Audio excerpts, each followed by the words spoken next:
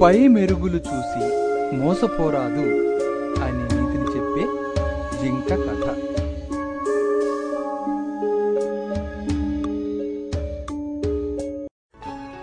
బాలలు, ఒకసారి ఒక అడవిలో తిరుగుతున్న ఒక జింకకు బాగా దాహం వేసింది. ఆ జింక బాగా బలిసి బలంగా ఉంది.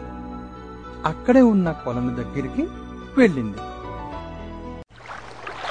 ఆ కొలనులో నీళ్లు చాలా చక్కగా స్వచ్ఛంగా ఉన్నాయి.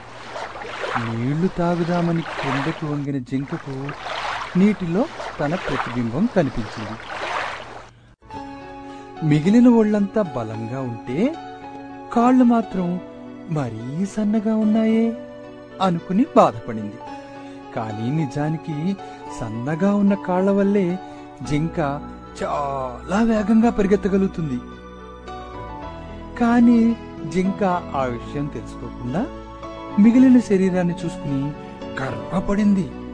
అందంగా ఉన్న కొమ్ముల్ని చూసి ఆనందపడింది.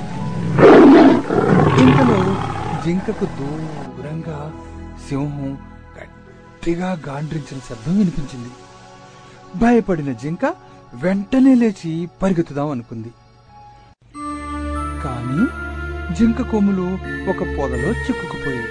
అయ్యో పాపం, ఎంతకు బయటకు రాలేదు ఆ కొమ్ములు. ఈలోగా జింకను చంపి తినేసింది. అందంగా ఉన్న కొమ్ములే జింకకు అపాయాన్ని తెచ్చిపెట్టాయి.